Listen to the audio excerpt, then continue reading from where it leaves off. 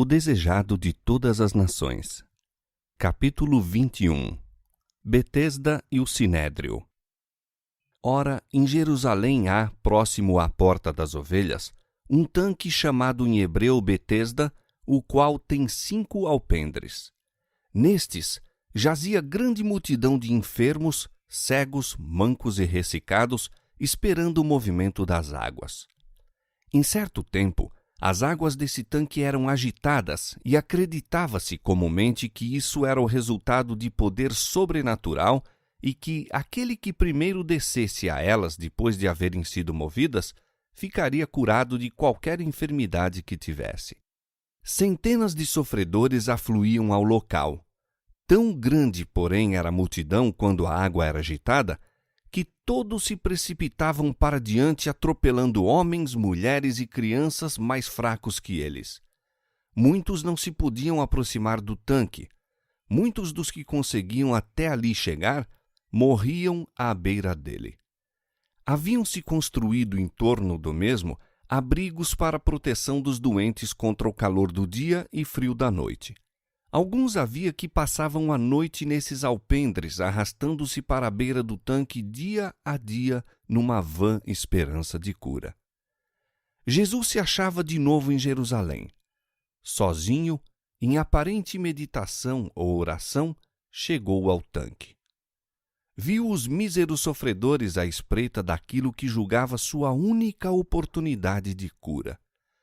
Ansiou exercer seu poder para restaurar e curar cada um daqueles enfermos, mas era sábado.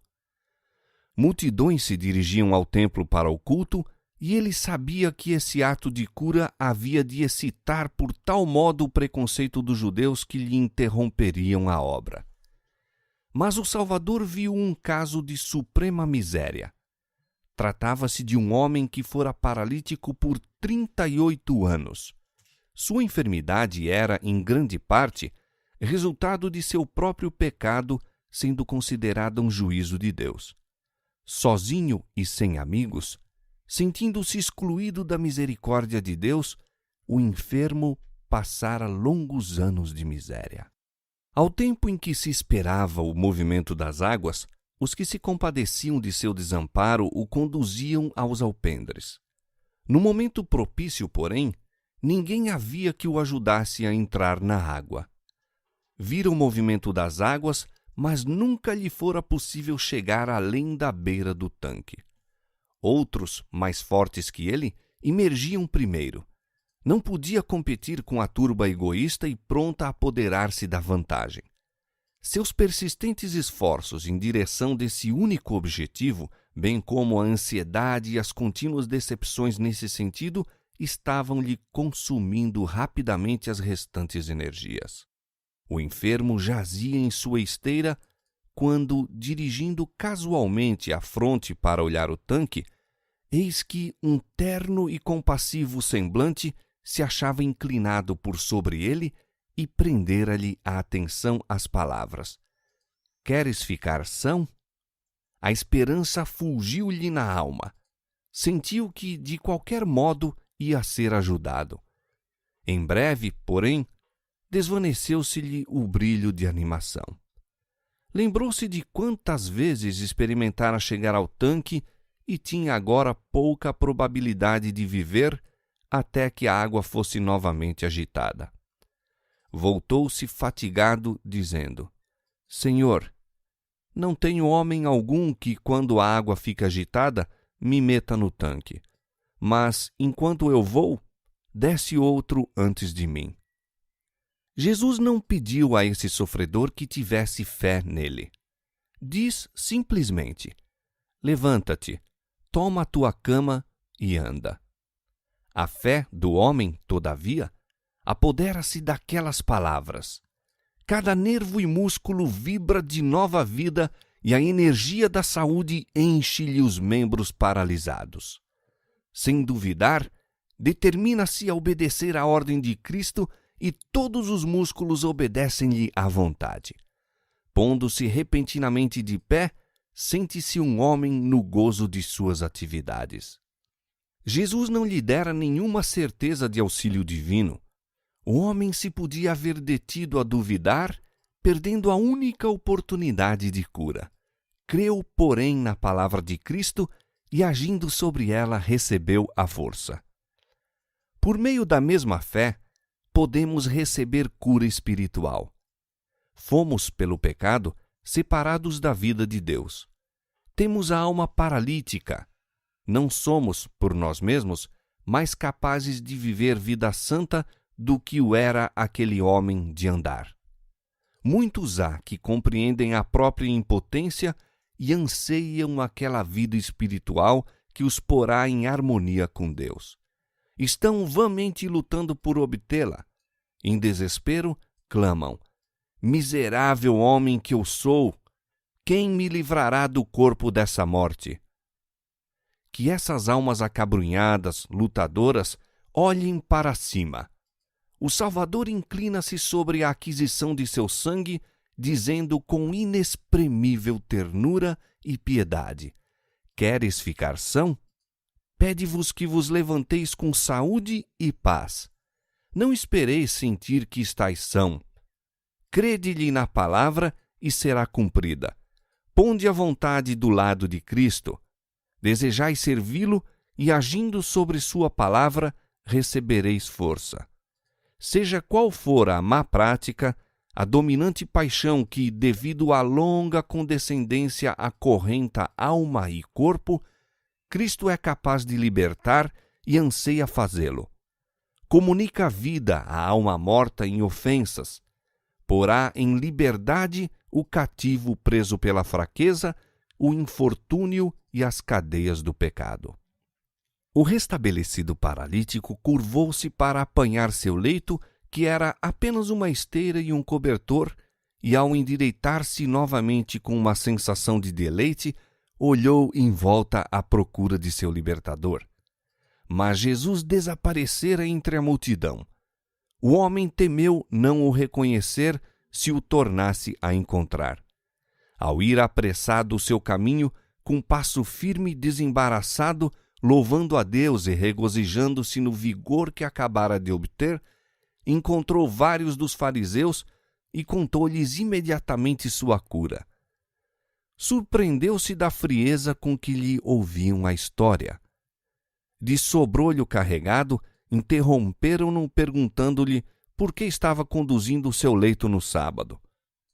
Lembraram-se severamente que não era lícito conduzir fardos no dia do Senhor. Em sua alegria, o homem esquecera-se de que era sábado. Todavia, não sentiu nenhuma condenação por obedecer ao mandado de uma pessoa que tinha poder de Deus. Respondeu ousadamente: aquele que me curou, ele próprio disse: toma tua cama e anda. Perguntaram quem havia feito isso, mas o homem não lhe sabia dizer. Esses principais bem sabiam que unicamente um se mostrara capaz de realizar esse milagre, mas queriam prova direta de que era Jesus, a fim de o poderem condenar como violador do sábado. Em seu juízo, não somente havia quebrado a lei em curar o enfermo no sábado, mas cometera sacrilégio em lhe mandar que levasse a cama. Por tal forma haviam os judeus pervertido a lei que a tornavam um jugo de servidão. Suas exigências destituídas de significado eram um provérbio entre as outras nações. Especialmente havia o sábado sido cercado de toda a casta de restrições destinadas de censo. Não lhes era um deleite o santo dia do Senhor, digno de honra. Os escribas e fariseus lhe tinham tornado a observância intolerável fardo. Ao judeu não era permitido acender fogo, nem mesmo uma vela no sábado. Consequentemente, o povo dependia dos gentios quanto a muitos serviços que seus regulamentos proibiam que fizessem para si mesmos. Não refletiam que, se essas ações eram pecaminosas, os que empregavam outros para as praticar eram tão culpados como se as houvessem praticado eles próprios. Julgavam que a salvação se restringia aos judeus e, sendo a condição dos outros já desesperada, não se poderia tornar pior. Mas Deus não deu mandamentos que não possam ser obedecidos por todos. Suas leis não sancionam quaisquer restrições irrazoáveis ou egoístas. Jesus encontrou no templo o homem que fora curado. Este viera trazer uma oferta pelo pecado e também uma de ações de graças pela grande mercê recebida. Encontrando-o entre os adoradores, Jesus deu-se a conhecer com a advertência: Eis que já estás são, não peques mais para que não te aconteça alguma coisa pior. O enfermo restaurado regozijou-se extremamente por encontrar seu libertador. Ignorando a inimizade que existia contra Jesus, disse aos fariseus que o haviam interrogado que era este o que o curara. Por esta causa, os judeus perseguiam a Jesus e procuravam matá-lo, porque fazia estas coisas no sábado. Jesus foi levado perante o Sinédrio para responder à acusação de violador do sábado. Houvessem os judeus sido a esse tempo uma nação independente, e tal acusação lhes teria servido ao desígnio de o condenar à morte. Sua sujeição aos romanos impediu isso. Os judeus não tinham poder para infligir pena de morte, e as acusações apresentadas contra Cristo não tinham peso num tribunal romano. Outros objetivos existiam, entretanto, que esperavam conseguir. Não obstante seus esforços para anular-lhe a obra, Cristo estava adquirindo, mesmo em Jerusalém, influência superior à deles próprios. Multidões que se não interessavam nas arengas dos rabis eram atraídas por seus ensinos. Podiam-lhe compreender as palavras e seu coração era aquecido e confortado. Ele falava de Deus não como de um vingativo juiz, mas de um terno Pai e revelar sua imagem como refletida num espelho. Suas palavras eram como bálsamo para o espírito magoado. Tanto pelas palavras como pelas obras de misericórdia, estava ele derribando o opressivo poder das velhas tradições e mandamentos de homens e apresentando o amor de Deus em sua inexaurível plenitude. Numa das primeiras profecias concernentes a Cristo, está escrito: O cetro não se arredará de Judá, nem o legislador dentre seus pés, até que venha Siló, e a ele se congregarão os povos. O povo se estava congregando a Cristo. Os corações simpatizantes da multidão aceitavam lições de amor e beneficência ao invés das rígidas cerimônias exigidas pelos sacerdotes. Não se houvessem sacerdotes e rabis interposto, e seus ensinos teriam operado uma reforma tal como nunca foi testemunhada pelo mundo. A fim de conservar o poder, no entanto, determinaram esses guias derribar a influência de Jesus. Sua citação perante o Sinédrio e uma aberta condenação de seus ensinos contribuíram para a efetuação desse desígnio, pois o povo nutria ainda grande reverência por seus guias religiosos. Quem quer que ousasse condenar as exigências dos rabinos ou tentasse aligeirar os fardos postos por eles sobre o povo, era considerado culpado não somente de blasfêmia, mas de traição. Nisso baseavam os rabis sua esperança de excitar suspeitas contra Cristo. Representavam-no como procurando subverter os costumes estabelecidos, causando assim divisão entre o povo e preparando o caminho para a completa subjugação dos romanos. Mas os planos cuja execução esses rabis estavam elaborando tão zelosamente originaram-se em outro conselho que não o do Sinédrio.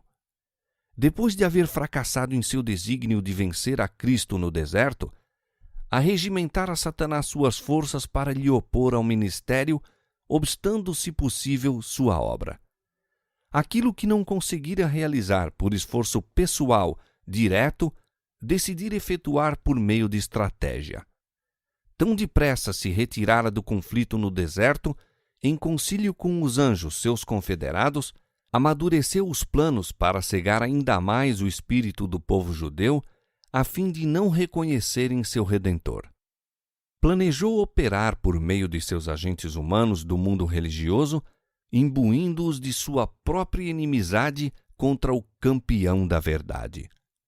levá-los-ia a rejeitar a Cristo e a tornar-lhe a vida o mais amarga possível, esperando desanimá-lo em sua missão. E os guias de Israel tornaram-se os instrumentos de Satanás em combater o Salvador. Jesus viera para engrandecer a lei e a tornar gloriosa. Não haveria de lhe diminuir a dignidade, mas exaltá-la. Diz a Escritura: não desfalecerá nem se apressará até que estabeleça na terra o juízo. Isaías 42:4. Ele viera para libertar o sábado daquelas enfadonhas exigências que o haviam tornado uma maldição em vez de bênção. Por isso escolhera o sábado para nele realizar a cura de Betesda. Poderia haver curado o enfermo igualmente em qualquer outro dia da semana, ou simplesmente tê-lo curado sem lhe dizer que levantasse a cama. Isto, porém, não lhe teria proporcionado a oportunidade que desejava. Um sábio desígnio guiava todos os atos de Cristo na terra. Tudo quanto fazia era em si mesmo importante, bem como na lição que comunicava. Escolheu, entre os sofredores que se achavam junto ao tanque, o pior caso para aí exercer seu poder de cura e pediu ao homem que levasse a cama através da cidade, a fim de publicar a grande obra de que fora objeto. Isso daria lugar à questão do que era ou não lícito fazer no sábado e abriria o caminho para ele condenar as restrições dos judeus quanto ao dia do Senhor, declarando vãs suas tradições. Jesus lhes asseverou que a obra de aliviar os aflitos estava em harmonia com a lei do sábado. Estava em harmonia com os anjos de Deus que estão sempre descendo e subindo entre o céu e a terra para servir a humanidade sofredora. Jesus declarou: meu Pai trabalha até agora e eu trabalho também. Todos os dias são de Deus, para nele se levar ao cabo seus planos para com a raça humana. Fosse a interpretação dos judeus razoável, então o Senhor estaria em falta, visto ser seu trabalho que vivifica e mantém toda criatura vivente desde que lançou os fundamentos da terra. Então aquele que declarou boa a sua obra e instituiu o sábado para comemorar-lhe o acabamento, deveria pôr termo a seu labor e deter a incessante rotina do universo. Deveria Deus impedir o sol de cumprir sua missão no sábado, obstar seus fecundos raios de aquecer a terra e nutrir a vegetação? Deveriam os sistemas planetários quedar imóveis durante aquele santo dia? Ordenaria às fontes que se abstivessem de regar os campos e as florestas, mandaria as ondas do mar que detivessem seu incessante fluir e refluir? Deveriam o trigo e o milho deixar de crescer e o maturante cacho adiar seu belo colorido? Não hão de as árvores florescer, nem desabrochar as flores no sábado? Fora assim, e deixariam os homens de ter os frutos da terra e as bênçãos que tornam desejável a vida.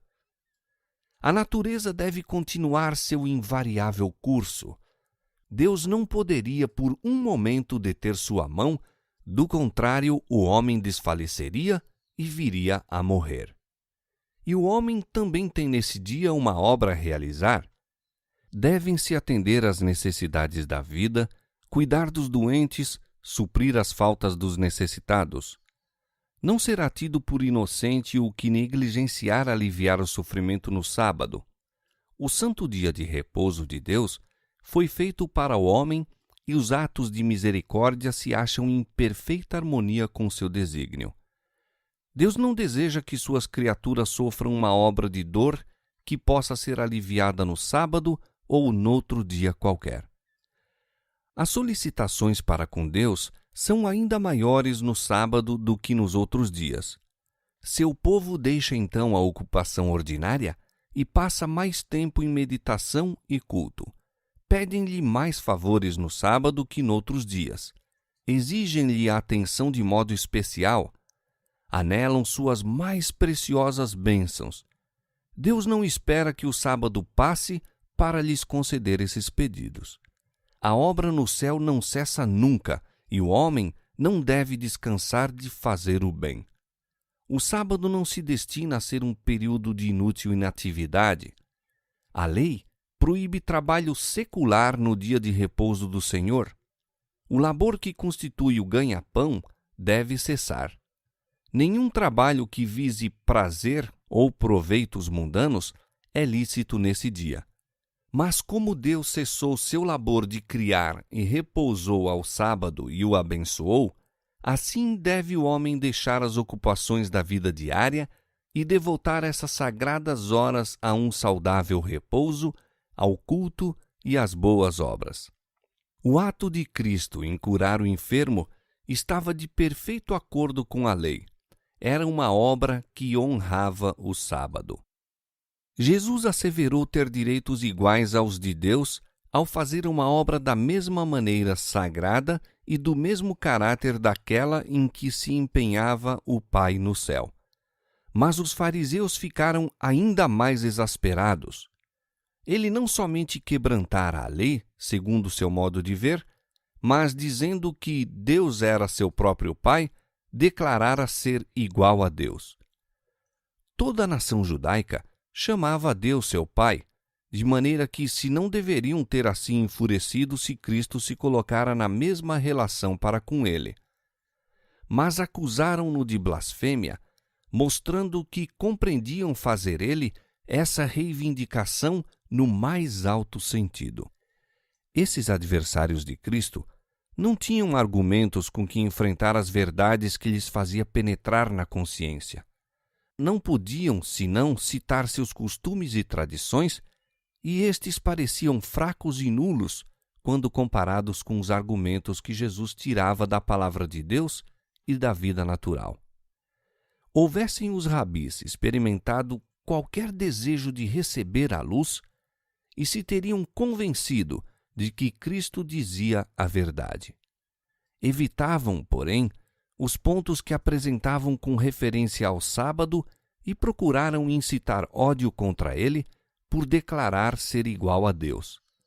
A fúria dos principais não conhecia limites. Não houvessem temido o povo, e os sacerdotes e rabis teriam morto a Jesus ali mesmo. Mas o sentimento popular em seu favor era forte. Muitos reconheciam em Cristo o amigo que lhes curara as moléstias e confortara as dores, e justificavam-no em curar o doente de Betesda. De modo que os guias se viram obrigados, de momento, a restringir seu ódio. Jesus repeliu a acusação de blasfêmia. Minha autoridade, disse, para fazer a obra de que me acusais, é o ser eu, o Filho de Deus, um com ele em natureza, em vontade e em desígnio. Em todas as suas obras de criação e providência, eu coopero com Deus. O Filho, por si mesmo, não pode fazer coisa alguma se o não vir fazer o Pai. Os sacerdotes e rabis estavam repreendendo o Filho de Deus pela própria obra para cuja realização fora enviado ao mundo. Por seus pecados, haviam se separado de Deus e estavam, em seu orgulho, agindo independentemente dele.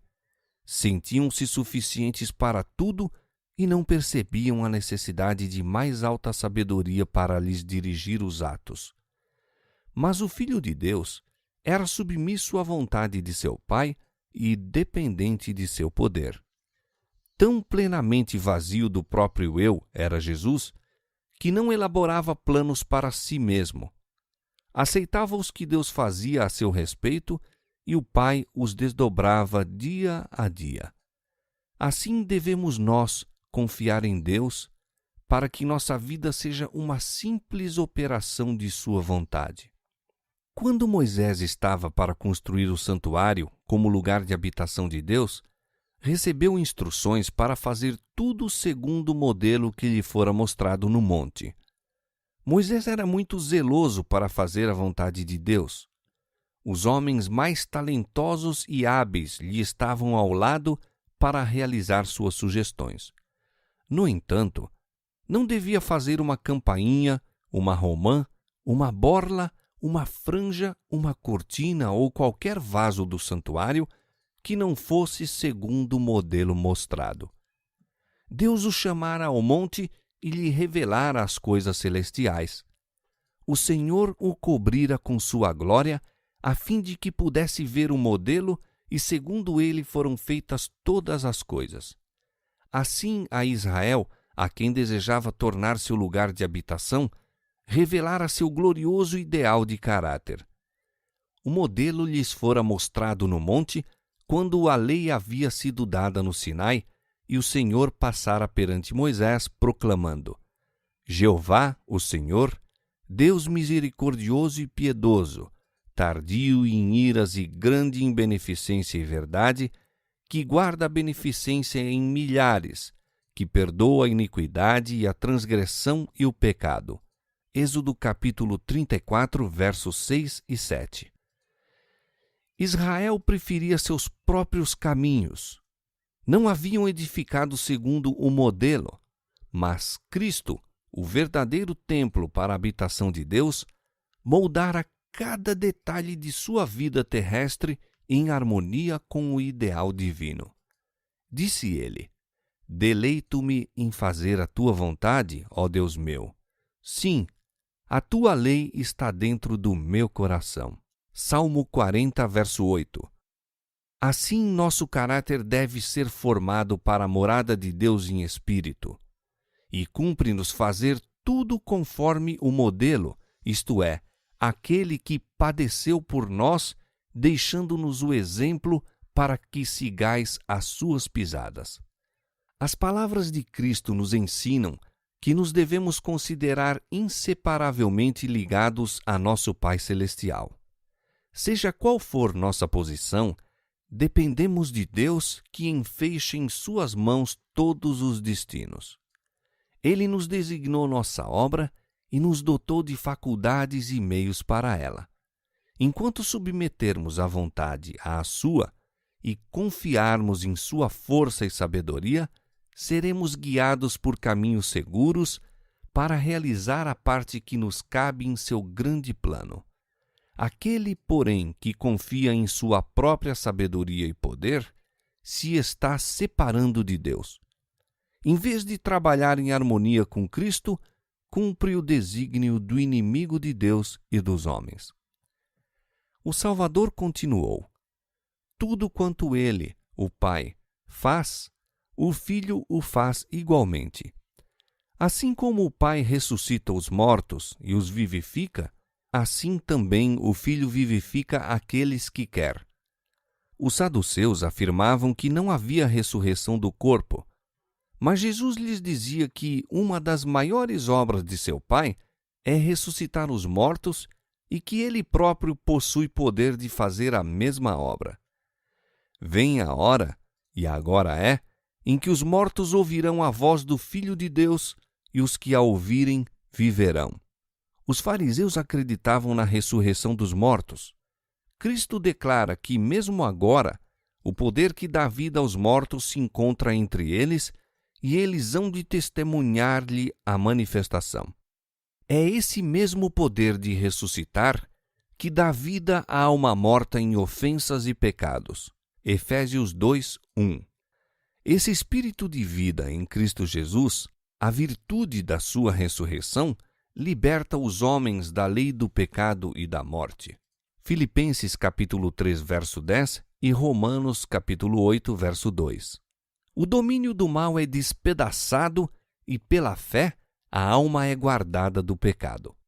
Aquele que abre o coração ao Espírito de Cristo torna-se participante daquele grande poder que lhe fará o corpo ressurgir do sepulcro. O humilde Nazareno afirma sua real nobreza. Ergue-se acima da humanidade, atira de si o disfarce do pecado e do vitupério e revela-se o honrado dos anjos, o Filho de Deus, um com o Criador do universo. Seus ouvintes ficam fascinados. Homem algum já falou palavras como as suas, nem se portou com tão régia majestade. Seus discursos são claros e positivos, declarando plenamente sua missão e o dever do mundo. O Pai a ninguém julga, mas deu ao Filho todo o juízo, para que todos honrem o Filho como honram o Pai. Quem não honra o Filho, não honra o Pai que o enviou. Porque, como o Pai tem a vida em si mesmo, assim deu também ao Filho ter a vida em si mesmo. E deu-lhe o poder de exercer o juízo, porque é o Filho do homem. Os sacerdotes e principais haviam se arvorado em juízes para condenar a obra de Cristo, mas ele se declarou juiz deles próprios e de toda a terra. O mundo foi confiado a Cristo, e por seu intermédio tem vindo toda a bênção de Deus à raça caída. Era o Redentor, tanto antes como depois da encarnação. Assim que existiu o pecado, houve um Salvador. Ele tem dado luz e vida a todos, e em harmonia com a medida da luz concedida, será cada um julgado. E aquele que tem comunicado a luz, que tem acompanhado a alma com as mais ternas súplicas, buscando atraí-la do pecado para a santidade, é ao mesmo tempo seu advogado e juiz. Desde o início do grande conflito no céu, Satanás tem mantido sua causa por meio do engano. E Cristo tem trabalhado no sentido de lhe revelar as tramas e derribar-lhe o poder. É aquele que se tem oposto ao enganador e no decorrer de todos os séculos se tem empenhado por arrebatar os cativos de seu poder, que julgará cada pessoa. E Deus deu-lhe poder de exercer o juízo, porque é o Filho do homem. Como ele tem aprovado as próprias fezes do cálice da aflição e tentação humanas, e compreenda as fragilidades e pecados dos homens, como tenha em nosso favor resistido vitoriosamente às tentações de Satanás, e lidará justa e eternamente com as almas para cuja salvação derramou o próprio sangue, o Filho do homem é indicado para exercer o juízo. A missão de Cristo, porém, não era julgar, mas salvar. Deus enviou o seu Filho ao mundo não para que condenasse o mundo, mas para que o mundo fosse salvo por ele. João 3,17.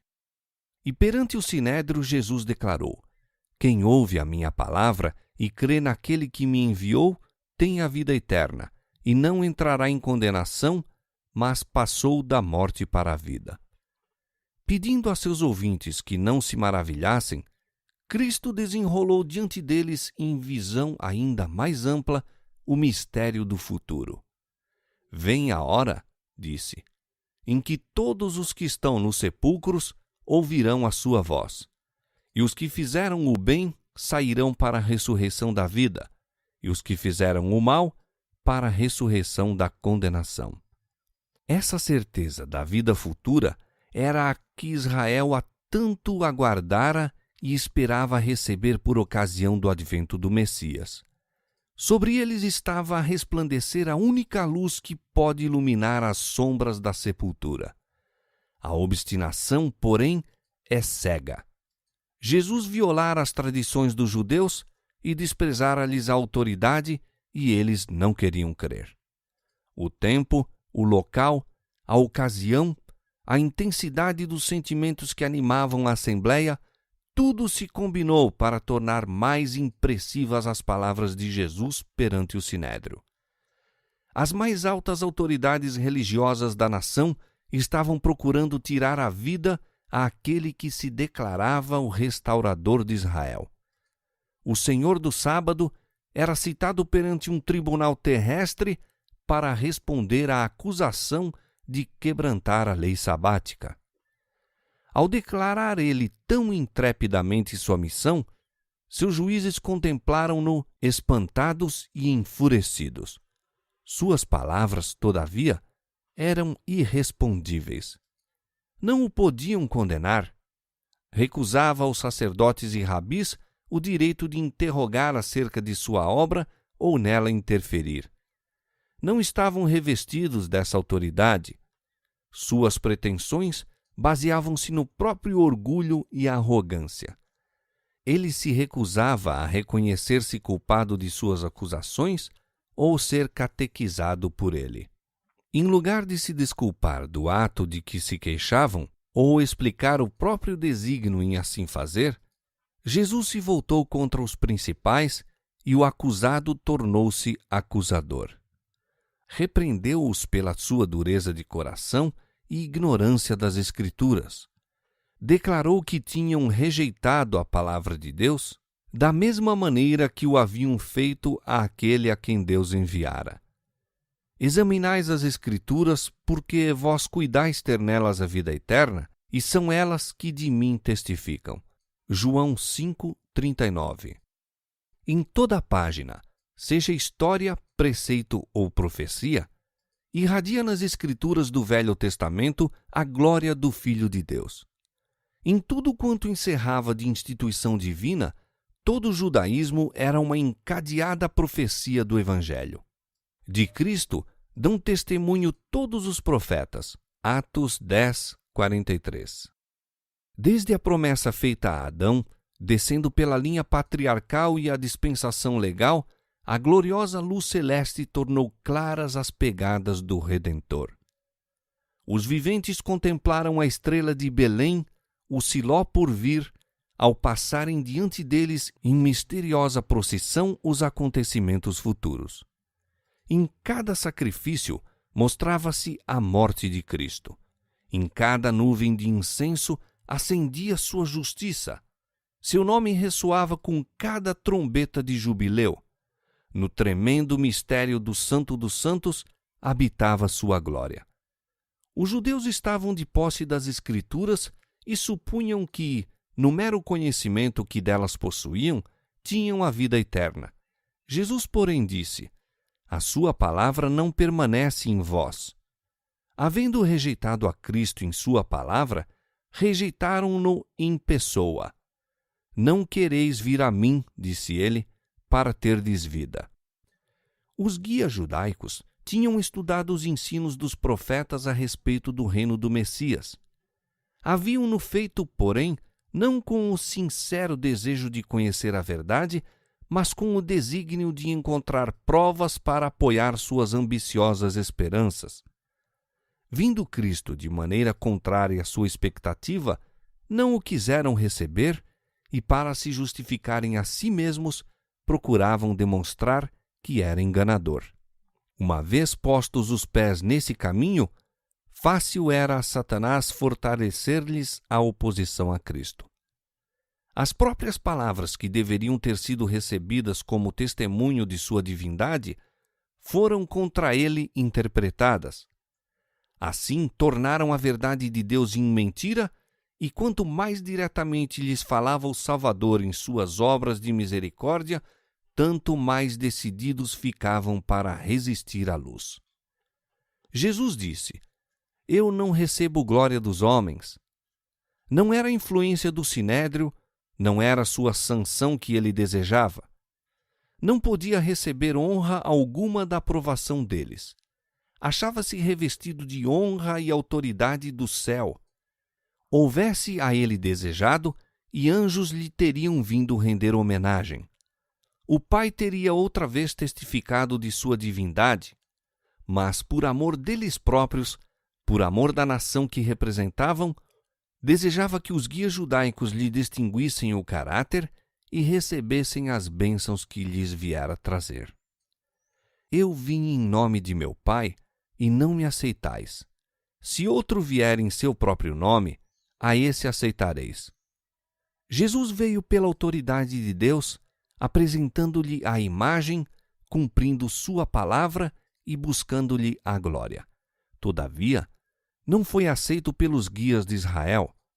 Mas quando outros viessem, assumindo o caráter de Cristo, embora movidos por sua própria vontade e buscando a própria glória, esses seriam recebidos. E por quê? Porque o que busca a própria glória fala ao desejo de exaltação própria nos outros. A tais estímulos corresponderiam os judeus. Receberiam o falso mestre porque lhes lisonjearia o orgulho, pela sanção de suas acariciadas opiniões e tradições. Os ensinos de Cristo, porém, não tinham afinidades com suas ideias. Eram espirituais e exigiam o sacrifício do eu. Não o receberiam, portanto. Não estavam relacionados com Deus e sua voz, por intermédio de Cristo, era para eles a de um estranho. Não se repete o mesmo em nossos dias? Não há muitos, mesmo guias religiosos, que estão endurecendo o coração contra o Espírito Santo, tornando impossível a si mesmos o reconhecer a voz de Deus? Não estão rejeitando a palavra de Deus a fim de conservar as próprias tradições? Se vós cresceis em Moisés, disse Jesus, creríeis em mim, porque de mim escreveu ele. Mas se não credes nos seus escritos, como crereis nas minhas palavras? Fora Cristo que falara a Israel por meio de Moisés. Houvessem eles ouvido a voz divina que falara por intermédio de seu grande guia, e a teriam reconhecido nos ensinos de Cristo. Houvessem crido em Moisés, e teriam acreditado naquele de quem ele escrevera. Jesus sabia que os sacerdotes e rabis estavam decididos a tirar-lhe a vida. Todavia, expôs-lhes claramente sua unidade com o Pai e sua relação para com o mundo. Viram que a oposição que lhes moviam não tinha desculpa. Todavia, seu ódio assassino não se extinguiu. Dele se apoderou o temor ao testemunhar o convincente poder que lhe acompanhava o ministério, mas resistiram a seus apelos, encerrando-se em trevas. Fracassaram assinaladamente em derribar a autoridade de Jesus ou dele alienar o respeito e atenção do povo, do qual muitos ficaram convencidos por suas palavras. Os próprios principais se haviam sentido sob profunda condenação ao apresentar-lhes à consciência sua culpa. Todavia, isso apenas os instigou mais acerbamente contra ele. Estavam decididos a tirar-lhe a vida. Enviaram por todo o país mensageiros a advertir o povo contra Jesus como impostor. Mandaram-se espias para o observar e relatar o que dizia ou fazia. O precioso Salvador achava-se agora, sem dúvida nenhuma, sob a sombra da cruz.